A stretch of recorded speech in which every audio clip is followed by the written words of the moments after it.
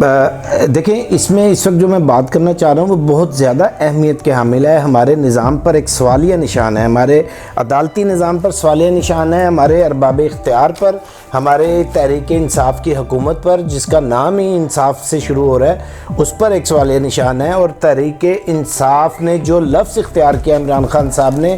ریاست مدینہ کے لفظ پر ایک سوالیہ نشان ہے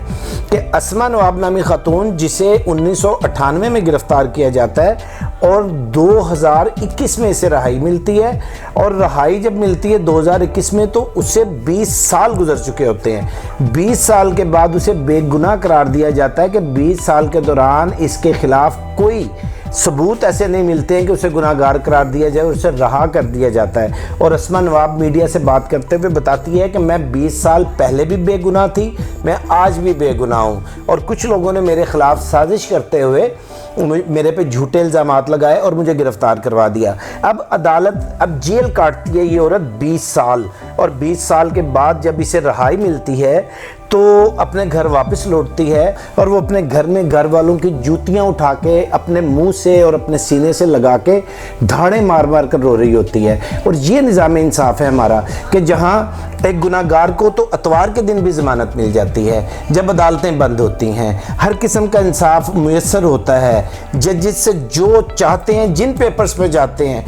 وہ دستخط کروا لیتے ہیں. اسمبلی میں کوئی قانون آتا ہے تو اگر اپنی مرضی کا قانون ہے تو وہ ایک رات میں پاس ہو جاتا ہے, اور صبح اٹھتے ہیں تو پتہ چلتا ہے قانون بن چکا ہے. یہ نظام کب بدلے گا؟ یہ اسما نواب کا جو واقعہ ہے یہ بہت اہم واقعہ ہے. ہمارے نظام میں کیا ہے کہ پولیس کرائم میں ملوث ہے, پولیس ٹارگٹ کلنگ میں ملوث ہوتی ہے, پولیس ڈکیتوں کے لیے باقاعدہ ریکی کرتی نظر آتی ہے. ہمیں یہ واقعات, ان واقعات سے میڈیا بھرا ہوا میں نظر آتا ہے. یہ اسما نواب کا واقعہ ایک دستک ہے,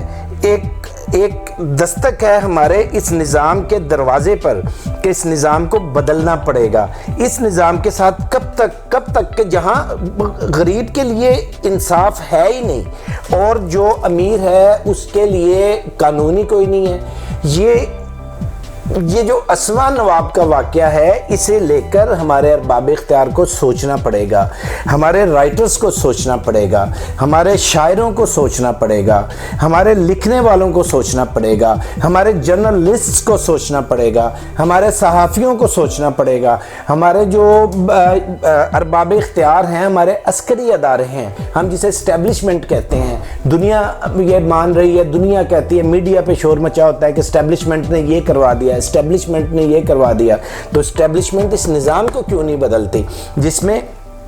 سیاستدان جو یہ سیاسی کرپٹ افراد جو ہیں اپنی مرضی کے ججز لگواتے ہیں, اپنی مرضی کے پولیس افسران لگواتے ہیں اور پھر اپنی مرضی کے فیصلے, اپنی مرضی کے قانون بناتے ہیں. اس نظام کو بدلنا ہوگا. اسما نواب کو دیکھا ہم نے کہ جب اسما نواب کی آنکھوں سے ٹپ ٹپ آنسو گر رہے تھے اس وقت اس کے پیشانی پر ایک تحریر لکھی تھی, ایک سوال کندہ تھا اس کی پیشانی پر, اور وہ سوال صرف یہ تھا کہ یہ نظام کب بدلے گا. اور اس کا یہ سوال تھا chief of army staff Qamar Javed Bajwa سے, اس کا یہ سوال تھا چیف جسٹس آف پاکستان سے, اس کا یہ سوال تھا